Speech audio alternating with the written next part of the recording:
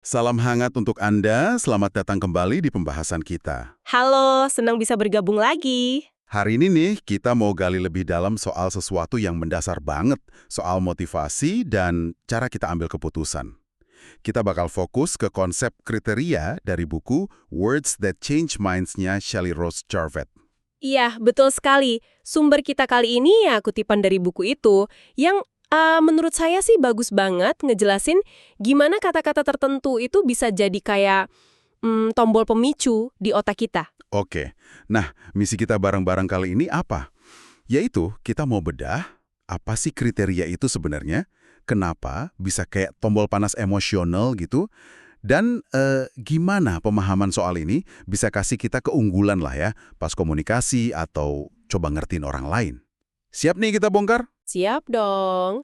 Konsep kriteria ini fundamental memang, karena ini nyentuh inti dari apa yang kita anggap penting dalam situasi tertentu, entah itu kerjaan, hubungan, atau pas mau beli sesuatu gitu. Hmm, jadi bukan sekedar suka nggak suka biasa ya? Bukan sekedar itu.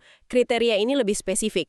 Dia itu label verbal, kata-kata tertentu yang kita pakai, dan kata-kata ini uniknya nyambung langsung ke gudang emosi kita, ke pengalaman-pengalaman masa lalu.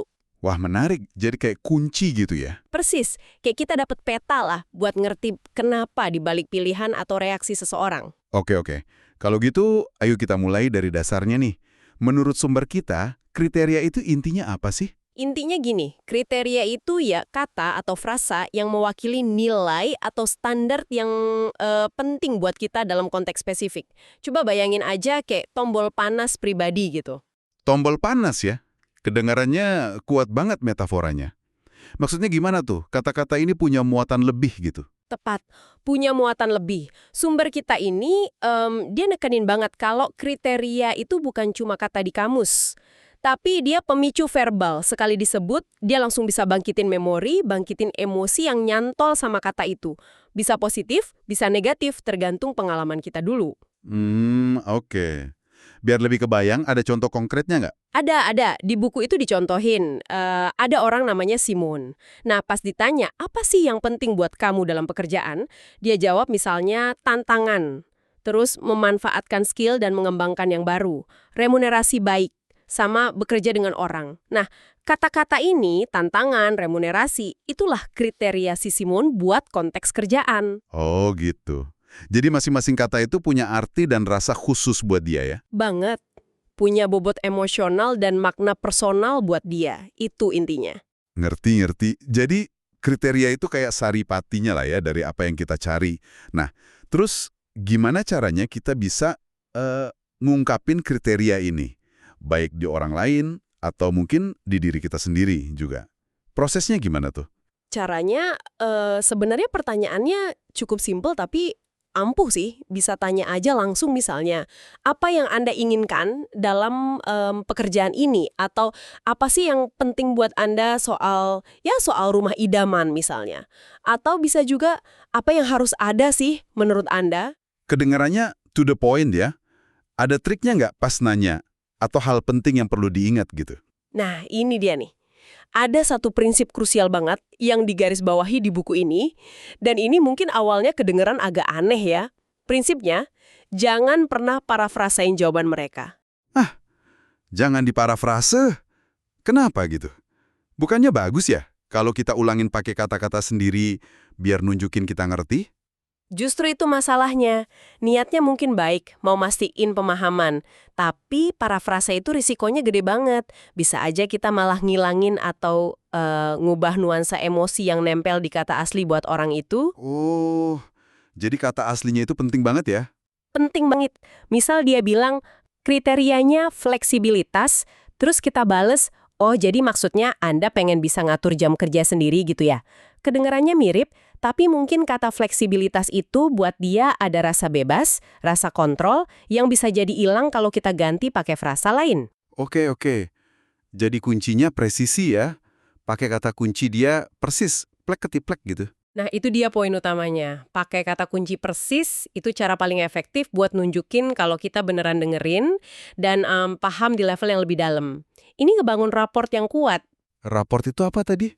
Rapor itu istilah buat koneksi yang harmonis, rasa saling percaya gitu antara orang yang lagi ngobrol. Nah, pas kita ulang kriteria mereka persis, tanpa sadar tuh kita kayak mencet lagi tombol emosi positif yang nyambung ke kata itu. Jadinya mereka ngerasa klik, ngerasa nyambung sama kita. Wah, oke. Jadi presisi bahasa ini bukan cuma soal sopan santun ya, tapi beneran kunci ke emosi. Sip, sip. Nah, tapi kan biasanya kita punya lebih dari satu kriteria ya. Kayak Simone tadi ada 4. Terus gimana tuh? Apa semuanya sama penting? Pertanyaan bagus. Dan jawabannya biasanya sih nggak sama penting. Kita itu cenderung punya urutan prioritas loh. Bahkan buat hal-hal yang kita sama-sama pengen. Nah, disinilah konsep hierarki kriteria masuk. Hierarki kriteria. Oke. Gimana cara nyusunnya? Ada tekniknya gitu? Ada, dan cukup praktis kok caranya. Sumber kita nyaranin gini, minta orangnya milih antara 2 kriteria aja dalam satu waktu. Kita pakai contoh Simon lagi ya, biar gampang. Boleh, boleh. Misalnya, kita tanya ke Simon. Simon, kalau harus milih antara kerjaan yang ngasih tantangan, sambil mungkin kita nunjuk satu tangan gitu ya, sama kerjaan yang bikin kamu bisa memanfaatkan skill dan mengembangkan yang baru, tangan satu lagi, kamu bakal pilih yang mana? Oke. Terus misal Simon jawab, tantangan. Nah, berarti kita tahu nih, tantangan itu peringkatnya di atas memanfaatkan skill. Terus prosesnya kita ulang lagi. Oke, sekarang antara tantangan, tangan satu, sama remunerasi baik, tangan lain, mana yang lebih penting? Kalau Simone tetap milih tantangan, wah berarti tantangan ini masih jadi kandidat nomor 1. Oh gitu, dibandingin terus satu-satu ya? Iya, betul. Bandingin terus tantangan sama kriteria berikutnya, misal bekerja dengan orang. Kalau tantangan menang lagi, ya udah fix dia nomor 1. Nah, setelah itu baru deh kita bandingin sisa kriteria yang lain, 1 lawan 1 juga, buat dapetin urutan lengkapnya. Kayak kasus Simone tadi, hasil akhirnya kan menurut buku, 1 tantangan, 2 remunerasi baik, 3 bekerja dengan orang, 4 memanfaatkan skill dan ngembangin yang baru. Wih, kebayang banget gunanya. Ini bisa bantu banget ya buat ambil keputusan yang, agak ribet gitu. Entah buat diri sendiri atau bantu orang lain. Misalnya pas coaching karir, atau pas rekrutmen, atau bahkan negosiasi kali ya. Iya, bener banget. Bikin jadi jelas gitu, apa sih yang benar-benar paling penting buat orang itu? Tapi, kayaknya proses milih ini kadang nggak gampang ya. Saya ngebayangin bisa aja orang bingung, dua-duanya penting nih, gimana dong? Sumber kita ngebahas nggak sih kenapa orang bisa susah milih gitu? Dibahas cukup detail malah. Ada 5 kemungkinan utama kenapa seseorang bisa kesulitan milih antara 2 kriteria yang sama-sama penting buat dia. Wah, apa aja tuh 5 kemungkinan itu? Oke, yang pertama, itu penolakan buat milih. Jadi orangnya ngerasa, yang lakuin sih disuruh milih, kan dua-duanya bagus, dua-duanya saya mau gitu. Solusinya, ya minta izin buat berandai-andai aja. Oke, saya ngerti dua-duanya penting, tapi kalau harus banget milih satu, gitu. Dan perlu ingat juga, kadang ada pengaruh budaya. Ada budaya yang nggak terlalu nekenin soal dapetin apa yang kamu mau, tapi lebih ke lakukan apa yang seharusnya. Jadi konsep memilih keinginan itu agak asing. Masuk akal sih. Oke, itu yang pertama. Yang kedua? Kedua, bisa jadi satu kriteria itu sebenarnya bagian dari kriteria yang lain. Contoh nih, mungkin buat seseorang, belajar hal baru itu cuma salah satu cara aja buat dia dapetin pertumbuhan profesional. Jadi, si belajar ini bagian dari pertumbuhan. Solusinya, ya diklarifikasi hubungannya gimana. Oke, yang ketiga? Ketiga, ada yang namanya label ganda. Jadi ada 2 kata atau frasa yang beda, tapi buat orang itu artinya sama persis, nunjuk ke pengalaman batin yang sama. Misal, kata kedamaian sama ketenangan. Buat dia itu ya sama aja gitu. Solusinya, tanya aja, ini artinya sama persis ya buat Anda? Kalau iya, ya udah, kita bisa pakai dua-duanya pas ngomong sama dia, biar raportnya tetap kejaga. Sip. Keempat? Keempat, ada persepsi soal hubungan sebab akibat. Orang itu percaya kalau kriteria A itu nyebabin atau bikin mungkin kriteria B terjadi. Contoh, saya butuh keamanan finansial A supaya saya bisa ngerasa tenang B. Gitu. Jadi dia mikir A itu syarat buat B. Solusinya, ya ditanya aja, apakah menurut Anda ada hubungan sebab akibat antara dua ini? Oke. Dan yang terakhir, yang kelima? Kelima, dan ini bisa jadi yang paling dalam nih, yaitu adanya konflik nilai internal. Ada pertentangan di dalam dirinya antara dua nilai atau kriteria yang sama-sama penting banget. Orang kayak gini mungkin sering ngerasa kejebak, galau, bimbang kalau dihadapkan pada pilihan di konteks itu. Sumber kita ngasih contoh karakter TV di film Fiddler on the Roof tuh, yang sering ngomong di satu sisi tapi di sisi lain, nah itu contoh klasik konflik nilai. Wah, ternyata kompleks juga ya alasan orang susah milih. Pemahaman ini jadi nggak cuma bantu nyusun hierarki dong ya, tapi bisa jadi kayak jendela buat ngelihat potensi konflik batin seseorang juga. Tepat sekali, jadi ngasih lapisan pemahaman yang lebih dalam gitu soal dinamika psikologisnya. Nah, selain buat bantu ambil keputusan sama mengungkap konflik internal, ada lagi nggak sih aplikasi praktis lain dari pemahaman kriteria ini?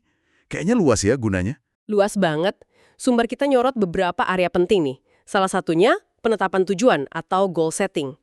Katanya, kalau kriteria buat sebuah tujuan itu jelas banget buat kita, tujuan itu jadi lebih greget gitu secara emosi. Motivasi buat ngejarnya juga jadi lebih kuat. Kriteria itu bikin tujuan jadi terasa nyata gitu. Oh, menarik itu. Terus, apalagi contohnya? Buat rekrutmen, ada contoh bagus di buku. Seorang broker real estate, dia pakai hierarki kriteria pas wawancara. Jadi setelah dia gali kriteria si kandidat soal kerjaan ideal, dia nanya gini, oke, kalau harus milih nih, mana yang lebih penting buat Anda? Jadi bagian dari tim, sambil nunjuk tangan satu, atau jadi bos buat diri sendiri, tangan lain? Nah, jawaban kandidat ini bantu si broker buat nyaring orang yang prioritas kerjanya cocok sama budaya perusahaannya. Wah, cerdas juga ya caranya. Buat nyocokin ekspektasi. Bisa juga dong ya buat bentuk tim proyek gitu. Pasti bisa. Pas mau ngebentuk tim atau mulai proyek baru, coba deh tanya ke calon anggota tim, apa sih yang penting buat kamu di proyek ini nanti? Atau apa yang kamu harapin dari kerja bareng tim ini? Kalau dari awal kriterianya udah selaras, itu bisa ngurangin banyak potensi masalah loh nantinya. Dan tentunya, ini pasti berguna banget buat memahami diri sendiri juga kan ya? Biar lebih kenal gitu. Oh, sudah pasti. Kriteria Anda buat milih rumah misalnya, mungkin beda jauh banget sama kriteria Anda pas nyari pasangan hidup kan? Nah, ngenalin kriteria spesifik kita di berbagai area hidup itu bawa kejelasan, bantu kita bikin pilihan yang lebih nyambung, lebih otentik sama diri kita. Ngomong-ngomong soal kriteria, rasanya ini dekat banget ya sama konsep nilai, values, atau keyakinan, beliefs. Yang lebih dalam, gimana buku ini menghubunginya? Nah, erat banget hubungannya. Kriteria itu bisa dibilang kayak ekspresi luarnya lah atau label verbalnya dari nilai-nilai sama keyakinan kita yang lebih mendasar. Nilai kan soal apa yang kita anggap benar salah, baik buruk. Keyakinan itu soal apa yang kita anggap benar atau mungkin terjadi. Nah, kriteria itu kata-kata yang kita pakai buat ngakses dan ngomongin nilai sama keyakinan itu dalam konteks tertentu. Buku ini sih nggak bahas soal scan otak atau apa gitu ya di bab ini, tapi jelas banget kalau kriteria itu ya pemicu emosi yang kuat, yang akarnya ya di sistem nilai dan keyakinan kita. Nah, ini dia nih, bagian yang seru banget. Gimana caranya kita bisa pakai pemahaman kriteria ini buat, katakanlah, mempengaruhi orang lain, tapi secara positif dan etis ya tentunya? Prinsip utamanya, ini hanya ada disebut di awal buku juga deh, temui orang di halte bus mereka.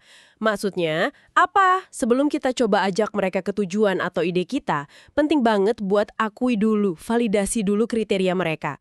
Tunjukin kalau kita dengar dan hargain apa yang penting buat mereka. Jangan langsung dibantah atau dicuekin kriterianya.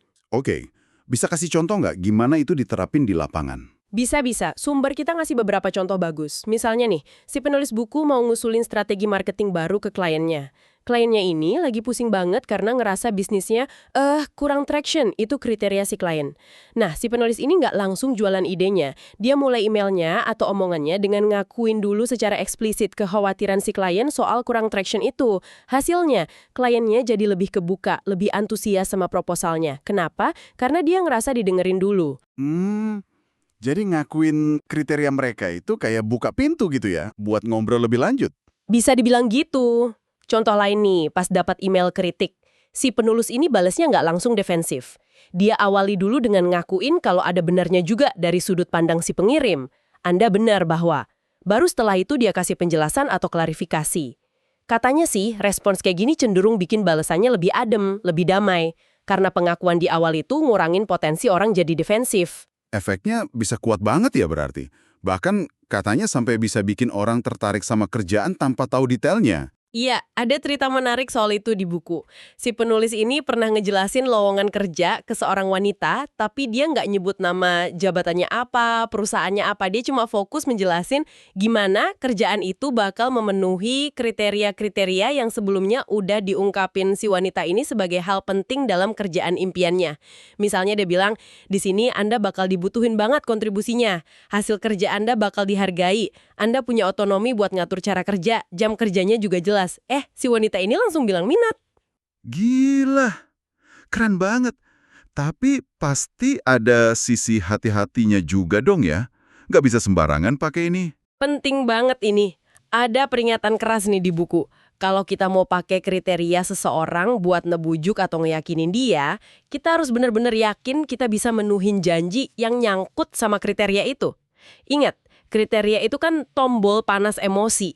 Kalau kita pencet tombol itu pakai janji palsu, wah, rasa kecewa dan marahnya bakal jauh lebih dalam, lebih intens dibanding kalau kita nggak nyentuh kriteria itu sama sekali. Contohnya gimana tuh? Biar kebayang bahayanya. Buku ini ngasih contoh orang yang sampai pindah jauh gitu karena tawaran kerjanya dijual ke dia dengan sangat pas sama kriterianya. Tapi pas dijalanin, realitanya beda jauh. Kecewanya pasti dalam banget kan? Atau contoh lain, anak kecil yang ngerasa bodoh karena disuruh ikut klub membaca. Buat dia, label klub membaca itu udah jadi pemicu negatif. Jadi ya, kekuatan kriteria ini harus dipakai dengan integritas, dengan tanggung jawab. Jelas banget.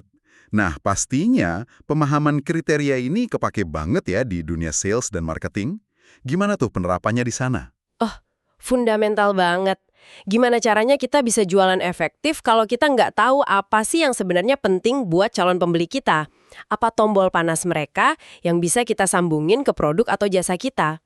Jadi, langkah pertamanya ya gali dulu kriteria pelanggan, terus pakai deh kata-kata kunci mereka itu pas kita presentasi atau nawarin produk. Betul sekali. Pas kita ngejelasin solusi kita pakai kriteria persis punya si pelanggan, pesan kita itu bakal klik banget di level emosi. Mereka bakal ngerasa, wah orang ini beneran ngerti kebutuhan gue nih, bukan cuma sekedar, dia mau jualan doang. Dan balik lagi ke aturan emas tadi ya, pakai kriteria mereka persis kayak yang diucapin. Jangan coba-coba diparafrase. Iya, itu nggak bisa cukup ditekankan deh. Ini bukan cuma soal teknik jualan, tapi soal bangun rapor dan kepercayaan yang tulus. Pas pelanggan ngerasa dipahami secara akurat, hambatan psikologis itu biasanya berkurang. Komunikasi jadi lebih lancar, lebih efektif, dan resiko salah paham juga jadi kecil. Baik-baik, rasanya udah cukup dalam nih kita ngupas soal kriteria ya. Bisa tolong bantu rangkum poin-poin utamanya buat kita semua? Tentu, tentu. Jadi, kita tadi udah bahas ya definisi kriteria itu kayak tombol panas verbal, label buat apa yang penting buat kita yang nyambung ke emosi. Terus kita udah lihat cara ngungkapinnya pakai pertanyaan spesifik. Dan ingat, penting banget pakai kata kunci persis buat bangun raport. Kita juga udah bahas soal hierarki kriteria, gimana nyusun prioritasnya. Termasuk juga 5 alasan kenapa kadang orang susah pilih. Terus kita lihat juga macam-macam gunanya, dari mulai bikin tujuan pribadi, rekrutmen, bangun tim, sampai buat kenal diri sendiri. Dan terakhir, kita singgung hubungan eratnya kriteria ini sama nilai dan keyakinan, plus gimana pemahaman ini bisa dipakai secara etis buat mempengaruhi dan komunikasi lebih efektif, termasuk ya di sales dan marketing tadi. Apa nih saripati utamanya yang bisa kita bawa pulang dari obrolan ini? Saripatinya sih kriteria itu kayak jendela buat ngintip motivasi seseorang. Kalau kita paham kriterianya, kita jadi dapat bocoran soal apa sih yang bikin dia gerak dan kenapa itu penting buat dia dalam situasi tertentu. Ini kunci buat buka pintu komunikasi yang lebih efektif dan pemahaman antar manusia yang lebih kaya. Wah, bener-bener membuka mata sih pembahasan kali ini.